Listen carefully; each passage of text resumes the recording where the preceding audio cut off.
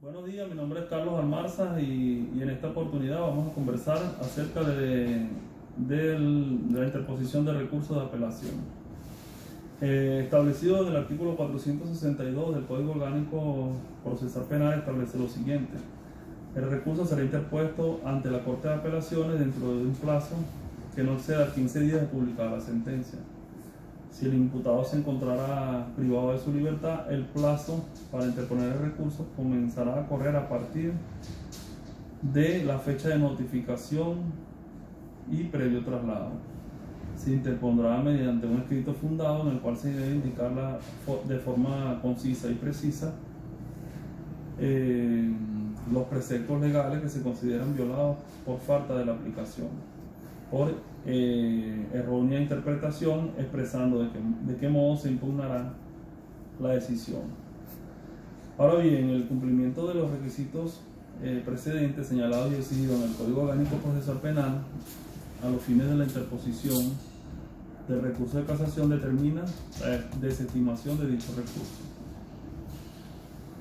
El artículo 465 del Código Orgánico Procesal Penal establece que la desestimación ante el Tribunal Supremo de Justicia es un recurso inadmisible o manifiestamente infundado.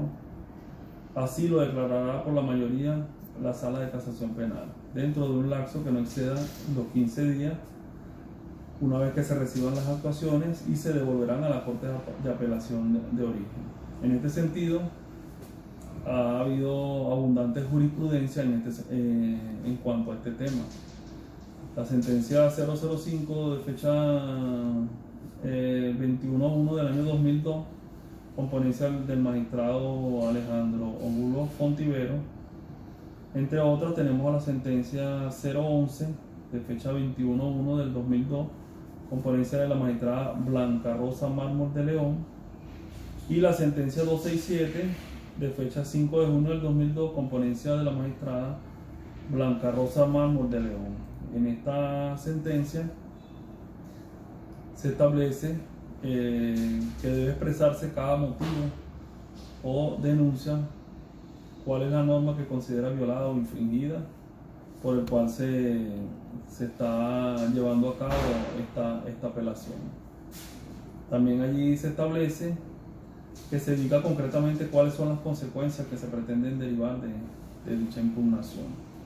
Si el recurso cumple con estas sencillas condiciones, nunca se le podrá declarar manifiestamente infundado, e incluso a la luz del modelo de formalizado de justicia que proclama nuestra Constitución en sus artículos 226 y 257, tampoco se podrá declarar inadmisible un recurso que no cumpla con lo que se establece en el artículo 462 del Código Orgánico Procesal Penal. Entre las posibles conductas que tenemos la siguiente: la declaración de denuncia como manifiestamente infundada, sin explicación alguna, cuando la misma transcripción que ella se hace en el auto de inadmisión se observa que sí cumple con los requisitos del artículo 462 del Código Orgánico Procesal Penal. El señalamiento de supuestas contradicciones por motivación del recurso, la declaración de que ciertas denuncias son manifiestamente infundadas para luego acogerlas de oficio bajo la misma motivación brindadas por el recurrente, la falta de motivación absoluta al declarar ciertas denuncias o motivos como manifiestamente infundados con manifiesta infracción del artículo 49 de la Constitución Nacional y el artículo 173 del Código Orgánico Procesal Penal. Cuando es muy elevado el número de recursos declarados manifiestamente infundados, la colectividad en general y el mundo jurídico en particular podrá llegar a pensar que la casación es absolutamente inaccesible o que se le quiera hacer inaccesible por alguna razón. También debemos hablar sobre lo que es la contestación de recurso. La contestación de recurso se dispone en el artículo 464 del Código Orgánico Procesal Penal, que podrá ser contestado por otras partes dentro de 8 días siguientes al vencimiento del lapso para su interposición, y en su caso promuevan las pruebas. La Corte de Apelaciones dentro de las 48 horas siguientes al vencimiento del plazo correspondiente, remitirá las actuaciones al Tribunal Supremo de Justicia para que éste decida. Como habíamos señalado, dentro de 15 días siguientes de recibir las actuaciones, si el Tribunal Supremo de Justicia estima que el recurso es inadmisible o manifiestamente infundado, lo declarará conforme a lo dispuesto en lo citado en el artículo 465 del Código y devolverá las actuaciones a la Corte de Apelaciones de Origen. En el caso de nuestro recurso de casación, es indiferente que sea también recurrente o no, la cual quiere decir que puede contestar el recurso tanto el que ha recurrido como el que no lo ha hecho, ya que aunque se trata de actividades interrelacionadas por el contradictorio, son absolutamente independientes.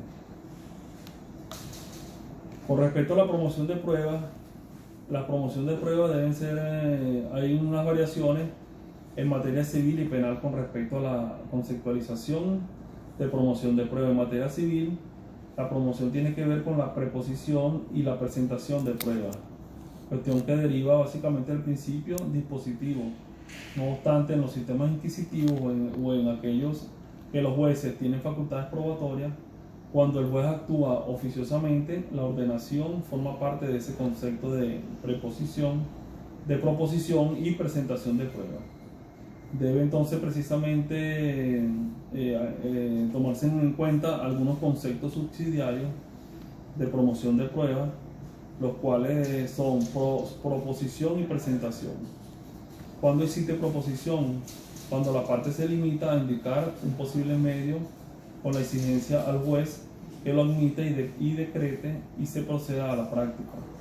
Cuestión incluso que valida cuando la prueba es oficiosa, pues el decreto de ordenación lleva implícito la proposición.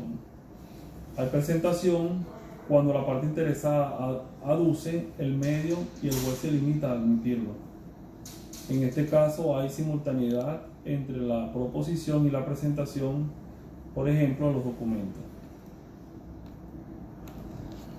Con respecto a esto, el artículo 388 del Código de Procedimiento Civil establece la apertura del laxo probatorio de la siguiente manera. Conforme al artículo 340 ordinal sexto del Código de Procedimiento Civil, el demandante deberá acompañar con el escrito de demanda el instrumento en el que se funde su pretensión.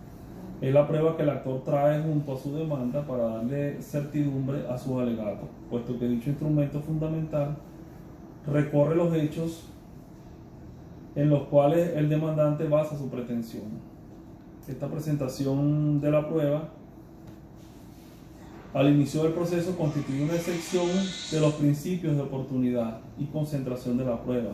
Debe conocerse que esta oportunidad es preclusiva, puesto que el artículo 434